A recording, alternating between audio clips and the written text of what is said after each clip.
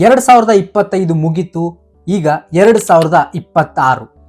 2025ರ ಶುರುವಿನಲ್ಲಿ ಏನೇನೋ ಆಸೆಗಳನ್ನ ಇಟ್ಕೊಂಡಿರ್ತೀರ. Profitable trader ಆಗಬೇಕು ಅಂತ, ಫೈನಾನ್ಷಿಯಲ್ ಫಿಟ್ ಆಗಬೇಕು ಅಂತ. ಅದು ಏನಾಯ್ತು ಬಿಟ್ಬಿಡಿ, ಆಯ್ತು. ನಾವು 2026 ಇದು ಹೊಸ ಚಾಪ್ಟರ್. ಇವಾಗ ಇಲ್ಲಿಂದ ಹೊಸದಾಗಿ ಹೆಜ್ಜೆಯನ್ನ ಇಡಕ್ಕೆ ಶುರು ಮಾಡಿ ಅಂಡ್ ದೆನ್ ಎಲ್ಲ ಒಳ್ಳೇದಾಗುತ್ತೆ. It's a good time to become a profitable trader. ನೀವು ಯೂಟ್ಯೂಬ್ ನಲ್ಲಿ ಸರ್ಚ್ ಮಾಡಿರ್ತೀರಾ how to become a profitable trader, how to become a profitable trader ಅಂತ. ಅಲ್ಲಿ ನಿಮಗೆ ಬೇರೆ ಭಾಷೆಯ ವಿಡಿಯೋಗಳು ಸಿಕ್ಕಿರುತ್ತೆ. ಅದನ್ನ ನೀವು ನೋಡ್ತೀರಾ, ಬಟ್ ಕರೆಕ್ಟ್ ಆಗಿ ಅರ್ಥ ಆಗೋದಿಲ್ಲ. ಡೋಂಟ್ ವರಿ, ನಿಮಗೆ ನಾನು ನಮ್ಮ ಕನ್ನಡ ಭಾಷೆಯಲ್ಲಿ ಸುಲಭವಾದ ರೀತಿಯಲ್ಲಿ ಸಿಂಪಲ್ ಸ್ಟೆಪ್ಸ್ಗಳ ಮುಖಾಂತರ ಈಸಿಯಾಗಿ ನಿಮಗೆ ನಾನು ತಿಳಿಸ್ತೀನಿ. ಈಗಿನ ಇಂಟರ್ನೆಟ್ ಯುಗದಲ್ಲಿ ಸುಮಾರು ವಿಷಯಗಳು ಸುಮಾರು ಕಡೆಯಿಂದ ತುಂಬಾ ಸುಲಭವಾಗಿ ನಿಮ್ಮ ಕೈಗೆ ಬಂದು ಸಿಗುತ್ತೆ. ಆದ್ರೆ ಯಾವ ವಿಷಯಗಳು ಜೆನ್ಯೂನ್ ಆಗಿರುತ್ತೆ, ಯಾವ ವಿಷಯಗಳು ವರ್ಕ್ ಆಗುತ್ತೆ ಅಂತೇಳಿ ಗ್ಯಾರಂಟಿ ಇರೋದಿಲ್ಲ. ಆದ್ರೆ ಈ ನಮ್ಮ forex in Kannada YouTube channel ಅಲ್ಲಿ ಬರುವಂತಹ ಪ್ರತಿಯೊಂದು ವಿಡಿಯೋಗಳು ತುಂಬಾ ಜೆನ್ಯೂನ್ ಆಗಿರುತ್ತೆ. ಮತ್ತೆ ಸ್ಟ್ರಾಟರ್ಜಿಯಲ್ಲಿ ಬಂದ್ರೆ ಹೈ ಪ್ರೊಬಾಬಿಲಿಟಿ ವಿನ್ನಿಂಗ್ ರೇಟ್ ಇರುವ ಸ್ಟ್ರಾಟರ್ಜಿಗಳು ಆಗಿರುತ್ತೆ. ಈ ವಿಡಿಯೋವನ್ನ ಮಾಡೋಕೆ ನಾವು ಸುಮಾರು ಕಡೆಯಿಂದ ಸರ್ಚ್ ಮಾಡಿ ಓನ್ ಎಕ್ಸ್ಪೀರಿಯನ್ಸ್ ಇಂದ ವಿಡಿಯೋವನ್ನ ಮಾಡಿ ಹಾಕ್ತೀವಿ. ಈ ನಮ್ಮ ಶ್ರಮಕ್ಕೆ ಈ ವಿಡಿಯೋನ ನೀವು ಒಂದು ಲೈಕ್ ಮಾಡಿ. ಇದೇ ತರಹದ ಹೆಚ್ಚಿನ ಕ್ವಾಲಿಟಿ ಕಂಟೆಂಟ್ಸ್ ಗಳಿಗಾಗಿ ನಮ್ಮ forex in Kannada YouTube channel subscribe ಮಾಡಿ. ಜೊತೆಗೆ ನಿಮಗೆ ಯಾವ ವಿಷಯವನ್ನ ಕಲಿಬೇಕು ಅನ್ನೋದಿರುತ್ತೋ ಆ ಒಂದು ವಿಷಯವನ್ನ ಕಾಮೆಂಟ್ ಸೆಕ್ಷನ್ ನಲ್ಲಿ ಮೆನ್ಷನ್ ಮಾಡಿ. ಆ ಒಂದು ವಿಷಯದ ಬಗ್ಗೆನೂ ನಾವು ವಿಡಿಯೋವನ್ನ ಮಾಡಿ ಹಾಕ್ತೀವಿ. ನಾವು ಕ್ವಾಲಿಟಿ ವಿಡಿಯೋವನ್ನ ಮಾಡಿ ಹಾಕ್ತೀವಿ, ನೀವು ನಮಗೆ ಸಪೋರ್ಟ್ ಮಾಡಿ. ನಮಸ್ಕಾರ ಮಿಲಿನಿಯರ್ಸ್. ನೀವು ಮಾರ್ಕೆಟ್ಗೆ ಹೊಸಬರಾಗಿದ್ದೀರೋ ಅಥವಾ ಮಾರ್ಕೆಟ್ ಬಗ್ಗೆ ನಿಮಗೆ ಸ್ವಲ್ಪ ಗೊತ್ತಿದೆಯೋ ಗೊತ್ತಿಲ್ಲ. ಆದ್ರೆ ಈ ವಿಡಿಯೋ ಮುಗಿಯೋದ್ರೊಳಗಡೆ ನೀವು ಸುಮಾರು ವಿಷಯಗಳನ್ನ ನೀವು ಕಲಿತೀರಾ ಅಂತ ಹೇಳಿ ನಾನು ಒಂದು ಗ್ಯಾರಂಟಿನ ಕೊಡ್ತೀನಿ. ಈಗ ನೀವಿರೋ ಸ್ಟೇಜ್ ಇಂದ ಪ್ರಾಫಿಟೇಬಲ್ ಟ್ರೇಡರ್ ಆಗೋ ಸ್ಟೇಜ್ ವರೆಗೂ ಏನೇನೆಲ್ಲ ಮಾಡಬೇಕು ಅನ್ನೋದನ್ನ ಒಂದು ಕ್ಲಿಯರ್ ಪಾತ್ ಆಗಿ ನಾನು ನಿಮ್ಗೆ ತಿಳಿಸಿ ಕೊಡ್ತೀನಿ. ಈ ಒಂದು ಬ್ಲೂ ಪ್ರಿಂಟ್ ನ ನೀವು ಫಾಲೋ ಮಾಡಿ ಸಾಕು ಪ್ರಾಫಿಟೇಬಲ್ ಟ್ರೇಡರ್ ಆಗ್ತೀರಾ. ನಾವೀಗಾಗಲೇ ನಮ್ಮ forex in Kannada YouTube channel ಅಲ್ಲಿ ಸುಮಾರು ವಿಷಯಗಳ ಬಗ್ಗೆ ವಿಡಿಯೋವನ್ನ ಮಾಡಿ ಹಾಕಿದ್ದೇವೆ. ಅಲ್ಲಿ ನಿಮ್ಗೆ ಫ್ರೀ ಆಗಿ ಕಲಿಯೋಕೆ ಸಿಗುತ್ತೆ. ಲಿಕ್ವಿಡಿಟಿ ಬಗ್ಗೆ ಆಗಿರ್ಬೋದು, ಚಾರ್ಟ್ ನ ಯಾವ ರೀತಿ ರೀಡ್ ಮಾಡ್ತೀವಿ ಅನ್ನೋದ್ರ ಬಗ್ಗೆ ಆಗಿರ್ಬೋದು, ಗುಡ್ ಸ್ಟ್ರಾಟರ್ಜಿ ಬಗ್ಗೆ ಆಗಿರ್ಬೋದು, ರಿಸ್ಕ್ ಮ್ಯಾನೇಜ್ಮೆಂಟ್ ಬಗ್ಗೆ ಆಗಿರ್ಬೋದು, ಲಿಕ್ವಿಡಿಟಿ ಬಗ್ಗೆ ಆಗಿರ್ಬೋದು. ಜೊತೆಗೆ ಫಾರೆಕ್ಸ್ ಮಾರ್ಕೆಟ್ಗೆ ಬಿಗಿನರ್ಸ್ ಆಗಿದ್ರೆ 2 ಪಾರ್ಟ್ಗಳಾಗಿ ಈ ವಿಡಿಯೋವನ್ನ ಅಪ್ಲೋಡ್ ಮಾಡಿದ್ದೇವೆ. ಫಾರೆಕ್ಸ್ ಮಾರ್ಕೆಟ್ ಫಾರ್ ಬಿಗಿನರ್ಸ್ ಅಂತ ಹೇಳಿ ಅದು ನಿಮ್ಗೆ ಫ್ರೀ ಆಗಿ ಸಿಗುತ್ತೆ. ಆಮೇಲೆ ಬೇಕಿದ್ರೆ ನೋಡ್ಕೊಂಡು ಬನ್ನಿ. ಮೊದಲನೇದಾಗಿ ಟೈಪ್ಸ್ ಆಫ್ ಮಾರ್ಕೆಟ್. ಮಾರ್ಕೆಟ್ ನಲ್ಲಿ 3 ಟೈಪ್ ಮಾರ್ಕೆಟ್ ಇರುತ್ತೆ. ಒಂದು ಸ್ಟಾಕ್ ಮಾರ್ಕೆಟ್, ಎರಡನೇದು ಕ್ರಿಪ್ಟೋ ಮಾರ್ಕೆಟ್, ಮೂರನೇದು ಫಾರೆಕ್ಸ್ ಮಾರ್ಕೆಟ್. ಈ 3 ಮಾರ್ಕೆಟ್ ನಲ್ಲಿ ನೀವು ಯಾವ್ದ್ರಲ್ಲಿ ಟ್ರೇಡ್ ಮಾಡೋಕೆ ಇಷ್ಟಪಡ್ತೀರಾ ಅನ್ನೋದನ್ನ ಮೊದಲು ಸೆಲೆಕ್ಟ್ ಮಾಡ್ಕೋಬೇಕಾಗುತ್ತೆ. ಈಗ ನಾನು ಈ 3 ಮಾರ್ಕೆಟಿನ ಬಗ್ಗೆ ಕೆಲವೊಂದಿಷ್ಟು ಸಿಂಪಲ್ ಆಗಿರುವಂತಹ ವಿಷಯಗಳನ್ನ ತಿಳಿಸಿಕೊಡ್ತೇನೆ. ಈಗ ಸ್ಟಾಕ್ ಮಾರ್ಕೆಟ್. ಸ್ಟಾಕ್ ಮಾರ್ಕೆಟ್ ನಲ್ಲಿ ನಾವು ನೋಡೋದಾದ್ರೆ ಇಲ್ಲಿ ನಾವು ಕಂಪನಿಗಳ ಶೇರ್ಗಳ ಮೇಲೆ ಬೈ ಮತ್ತು ಸೆಲ್ ನ ಮಾಡ್ತೀವಿ. ಜೊತೆಗೆ ಇಂಡೈಸಸ್ ಅಂದ್ರೆ ನಿಫ್ಟಿ 50ಯಲ್ಲಿ, ಬ್ಯಾಂಕ್ ನಿಫ್ಟಿಯಲ್ಲೂ ಕೂಡ ಟ್ರೇಡ್ ನ ಮಾಡ್ತೀವಿ. ಇಂಡಿಯನ್ ಮಾರ್ಕೆಟ್ ನಲ್ಲಿ ಆಗುವಂತಹ ಮೇಜರ್ ಪ್ರಾಬ್ಲಮ್ ಅಂದ್ರೆ volatility problem, taxation problem and then time decay problem and then brokerage problem. ಈ ತರಹದ ಪ್ರಾಬ್ಲಮ್ ಇರುತ್ತೆ. ಹೀಗಾಗಿ ನಮ್ಗೆ ಇಂಡಿಯನ್ ಮಾರ್ಕೆಟ್ ನಲ್ಲಿ ಟ್ರೇಡ್ ಮಾಡೋದು ಸ್ವಲ್ಪ ತೊಂದರೆ ಅಂತಾನೆ ಹೇಳ್ಬೋದು. ಆದ್ರೆ ಇಟ್ಸ್ 100% ಸೇಫ್ ಆಗಿರುವಂತಹ ಮಾರ್ಕೆಟ್ ಆಗಿದೆ. ಯಾಕೆಂದ್ರೆ ಇದು ಇಂಡಿಯನ್ ಮಾರ್ಕೆಟ್ ಅಂದ್ರೆ ಇಂಡಿಯಾದಲ್ಲಿ ಸ್ಟಾಕ್ ಮಾರ್ಕೆಟ್ ಲೀಗಲ್ ಆಗಿರುವಂತಹ ಮಾರ್ಕೆಟ್ ಆಗಿದೆ. ಇಲ್ಲಿ ನಾವು ಸೆಬಿ ರಿಜಿಸ್ಟರ್ಡ್ ಆಗಿರುವಂತಹ ಬ್ರೋಕರ್ ಗಳಲ್ಲಿ ನಾವು ಏನಾದ್ರೂ ಟ್ರೇಡ್ ಮಾಡಿದ್ರೆ ಸೇಫ್ ಆಗಿರ್ತೀವಿ. ಸೆಬಿ ರಿಜಿಸ್ಟರ್ಡ್ ಆಗಿರುವಂತಹ ಬ್ರೋಕರ್ಗಳು ಅಂದ್ರೆ ಝೆರೋದಾ, ಗ್ರೋ, ದನ್, ಏಂಜಲ್ ಒನ್, ಇನ್ನು ಹಲವಾರಿವೆ. ಸೊ ಈ ತರದ ನಾವು ಸೆಬಿ ರಿಜಿಸ್ಟರ್ಡ್ ಆಗಿರುವಂತಹ ಬ್ರೋಕರ್ಗಳಲ್ಲಿ ಟ್ರೇಡ್ ನ ಮಾಡಿದ್ರೆ 100% ನಾವು ಸೇಫ್ ಆಗಿರ್ತೀವಿ. ಯಾಕೆಂದ್ರೆ ನಮ್ಗೆ ಯಾವುದೇ ರೀತಿಯ ಬ್ರೋಕರ್ಗಳಲ್ಲಿ ಪ್ರಾಬ್ಲಮ್ ಬಂದ್ರೆ ಅದನ್ನ ಸೆಬಿನೇ ನೋಡ್ಕೊಳ್ಳುತ್ತೆ. ಸೊ ಹಾಗಾಗಿ ಸೆಬಿ ರಿಜಿಸ್ಟರ್ಡ್ ಆಗಿರುವಂತಹ ಬ್ರೋಕರ್ಗಳಲ್ಲಿ ಟ್ರೇಡ್ ಮಾಡೋದು ಬೆಸ್ಟ್ ಆಗಿರುತ್ತೆ. ಈಗ ಎರಡನೇದು ಕ್ರಿಪ್ಟೋ ಮಾರ್ಕೆಟ್. ಕ್ರಿಪ್ಟೋ ಮಾರ್ಕೆಟ್ ಇಂಡಿಯಾದಲ್ಲಿ ಪ್ರೆಸೆಂಟ್ಲಿ ಲೀಗಲ್ ಆಗಿರುವಂತಹ ಮಾರ್ಕೆಟ್ ಆಗಿದೆ. ಕ್ರಿಪ್ಟೋ ಮಾರ್ಕೆಟ್ ಒಂದು ಡಿಜಿಟಲ್ ಕರೆನ್ಸಿ ಆಗಿದೆ.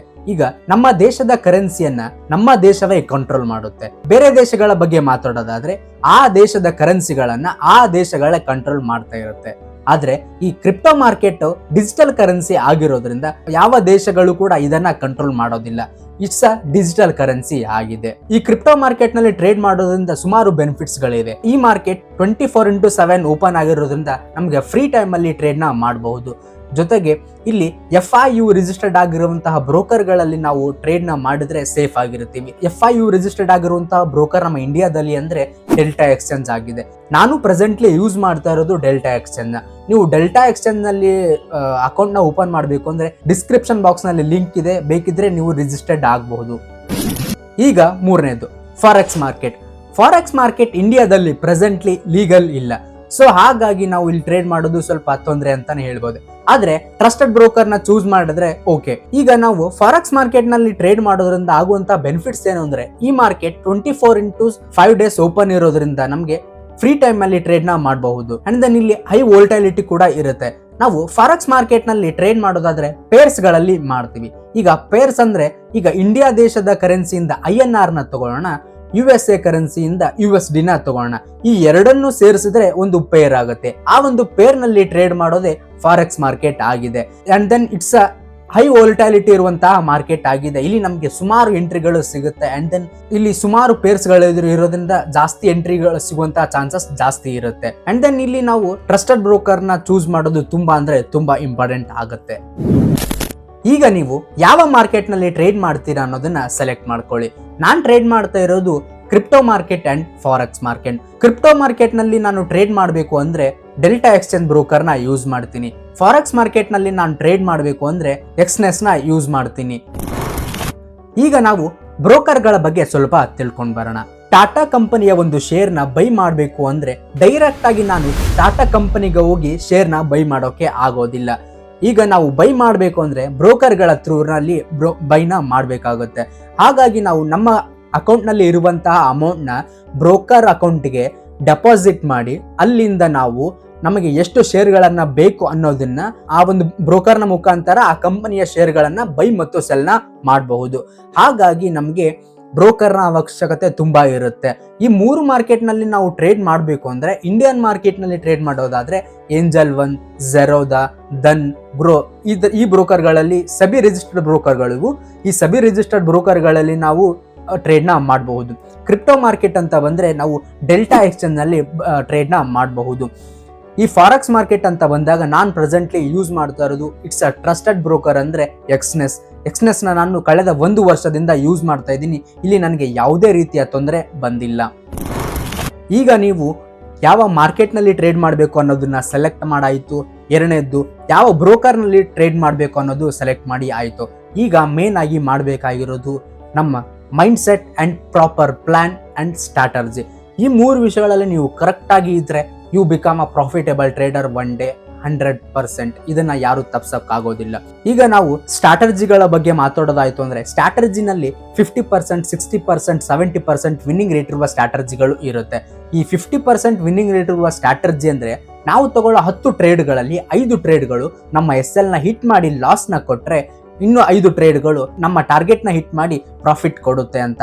ಅದೇ 80% ವಿನ್ನಿಂಗ್ ರೇಟ್ ಇರುವ ಸ್ಟ್ರಾಟಜಿಗಳ ಮೇಲೆ ನೀವು ಎಂಟ್ರಿನ ತಗೊಂಡ್ರೆ, ನೀವು ತಗೊಳ್ಳೋ 10 ಟ್ರೇಡ್ಗಳಲ್ಲಿ 7ರಿಂದ 8 ಟ್ರೇಡ್ಗಳು ನಿಮ್ಮ ಟಾರ್ಗೆಟ್ ನ ಹಿಟ್ ಮಾಡಿ ಪ್ರಾಫಿಟ್ ನ ಕೊಟ್ರೆ, ಕೇವಲ 2ರಿಂದ 3 ಟ್ರೇಡ್ಗಳು ಮಾತ್ರ ನಿಮ್ಮ SL ನ ಹಿಟ್ ಮಾಡಿ ಲಾಸ್ ನ ಕೊಡುತ್ತೆ ಅಂತ. ಸೊ ಹಾಗಾಗಿ ಆದಷ್ಟು ಏನ್ ಮಾಡಿ, ಹೈ ಪ್ರಾಬಬಿಲಿಟಿ ಅಂದ್ರೆ 70 to 80% ವಿನ್ನಿಂಗ್ ರೇಟ್ ಇರುವ ಸ್ಟ್ರಾಟಜಿಗಳ ಮೇಲೆ ಟ್ರೇಡ್ ನ ಪ್ಲಾನ್ ಮಾಡಿ. ಈಗ ಗುಡ್ ಮೈಂಡ್ ಸೆಟ್ ಅಂದ್ರೆ ನೀವು ದಿನಕ್ಕೆ 5-10 ಟ್ರೇಡ್ಗಳನ್ನ ತಗೊಳ್ಳೋದನ್ನ ಅವಾಯ್ಡ್ ಮಾಡಿ. ಕೇವಲ 1 ಅಥವಾ 2 ಟ್ರೇಡ್ಗಳನ್ನ ತಗೊಳ್ಳಿ. ಈಗ ಫಾರೆಕ್ಸ್ ಮಾರ್ಕೆಟ್ ನಲ್ಲಿ ಟ್ರೇಡ್ ಮಾಡೋದಾದ್ರೆ ಯಾವ ಪೇರ್ಸ್ ಗಳಲ್ಲಿ ಯಾವ ಸ್ಟ್ರಾಟರ್ಜಿಗಳು ವರ್ಕ್ ಆಗುತ್ತೆ, ಯಾವ ಪೇರ್ಸ್ ಗಳಲ್ಲಿ ಯಾವ ಟೈಮ್ ಫ್ರೇಮ್ ಗಳಲ್ಲಿ ಯಾವ ಸ್ಟ್ರಾಟರ್ಜಿಗಳು ವರ್ಕ್ ಆಗುತ್ತೆ ಅಂತೇಳಿ ಪ್ರಾಪರ್ ಆಗಿ ಒಂದು ಬುಕ್ ನಲ್ಲಿ ಬರ್ಕೊಂಡು ಆಮೇಲೆ ನೀವು ಎಂಟ್ರಿಗೆ ಪ್ಲಾನ್ ನ ಮಾಡಿದ್ರೆ ಬೆಸ್ಟ್ ಆಗಿರುತ್ತೆ. ಅಂಡ್ ದೆನ್ ಮೈಂಡ್ ಸೆಟ್ ಬಗ್ಗೆ ನಾವು ಹೇಳೋದಾಯ್ತು ಅಂದ್ರೆ ನಮ್ಮ ಮೈಂಡ್ ಸೆಟ್ ನ ನಾವು ಕಂಟ್ರೋಲ್ ಮಾಡ್ಕೋಬೇಕು. ಇಲ್ಲ ಅಂದ್ರೆ ನಮ್ಮ ಮೈಂಡ್ ಸೆಟ್ ನಮ್ಮನ್ನ ಕಂಟ್ರೋಲ್ ಮಾಡುತ್ತೆ. ಅದು ತುಂಬಾ ತೊಂದರೆ ಆಗುತ್ತೆ. ಆಗ ನಾವು ಏನು ಸಾಧನೆ ಮಾಡೋಕ್ ಆಗೋದಿಲ್ಲ, ಅವಾಗ ನಾವು ಏನು ಕಲಿಯೋಕ್ ಆಗೋದಿಲ್ಲ. ಹಾಗಾಗಿ ನಮ್ಮ ಮೈಂಡ್ ನ ನಾವು ಕಂಟ್ರೋಲ್ ಮಾಡ್ಕೋಬೇಕು. ಈಗ ನೀವು ಒಂದು ಟ್ರೇಡ್ ನ ತಗೋತೀರಾ ಅಂದ್ರೆ ಆ ಟ್ರೇಡ್ ನಲ್ಲಿ ನಿಮ್ಗೆ SL ಏನಾದ್ರು ಹಿಟ್ ಆದ್ರೆ ಆಬ್ವಿಯಸ್ಲಿ ಇಟ್ಸ್ ಅ ಮನಿ. ಅದು ಆಗ ನಮ್ಗೆ ಏನಾಗುತ್ತೆ, ಲೈಕ್ ಒಂದು ಪ್ಯಾನಿಕ್ ಆಗುತ್ತೆ. ಅಂಡ್ ದೆನ್ ಲೈಕ್ ಒಂದು ಸಿಟ್ಟು ಬರುತ್ತೆ, ಒಂದು ಬೇಜಾರಾಗುತ್ತೆ. ಸೊ ಅದನ್ನೆಲ್ಲ ನಾವು ಕಂಟ್ರೋಲ್ ಮಾಡ್ಕೋಬೇಕಾಗುತ್ತೆ. ಈಗ ನಮ್ಮ SL ಹಿಟ್ ಆಯ್ತು ಅಂತೇಳಿ ನಾವು ಬೇಜಾರಾಗೋದಲ್ಲ, ನಮ್ಮ ಟಾರ್ಗೆಟ್ ಹಿಟ್ ಆಯ್ತು ಅಂತ ನಾವು ಖುಷಿ ಪಡೋದಲ್ಲ. ಎರಡೂ ನಾವು ಈಕ್ವಲ್ ಆಗಿ ತಗೋಬೇಕಾಗುತ್ತೆ. ಎಂಡ್ ಆಫ್ ದ ಡೇ ನಾವು ಆಗ್ಬೇಕಾಗಿರೋದು ಒಂದೇ, ಪ್ರಾಫಿಟೇಬಲ್ ಟ್ರೇಡರ್. ಅದನ್ನ ಆಗಕ್ಕೆ ನಾವು ಏನ್ ಮಾಡ್ಬೇಕು, ಅದ್ರ ಕಡೆ ಫೋಕಸ್ ಇರಬೇಕು, ಅದ್ರ ಕಡೆ ನಮ್ಮ ಗಮನ ಇರಬೇಕು.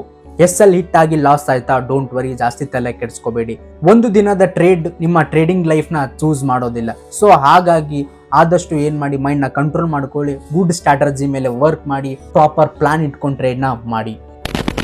ಈ ವಿಡಿಯೋ ನಿಮ್ಗೆ ಇಷ್ಟ ಆಗಿದ್ರೆ ನಮ್ಮ ಫಾರೆಕ್ಸ್ ಇನ್ ಕನ್ನಡ ಯೂಟ್ಯೂಬ್ ಚಾನಲ್ನ ಸಬ್ಸ್ಕ್ರೈಬ್ ಮಾಡಿ. ಇದೇ ತರಹದ ಕ್ವಾಲಿಟಿ ಕಂಟೆಂಟ್ಸ್ಗಳಿಗಾಗಿ ನಮ್ಮ ಫಾರೆಕ್ಸ್ ಇನ್ ಕನ್ನಡ ಯೂಟ್ಯೂಬ್ ಚಾನಲ್ನ ಸಬ್ಸ್ಕ್ರೈಬ್ ಮಾಡಿ. Thank you. ಮುಂದಿನ ವಿಡಿಯೋದಲ್ಲಿ ಸಿಗೋಣ.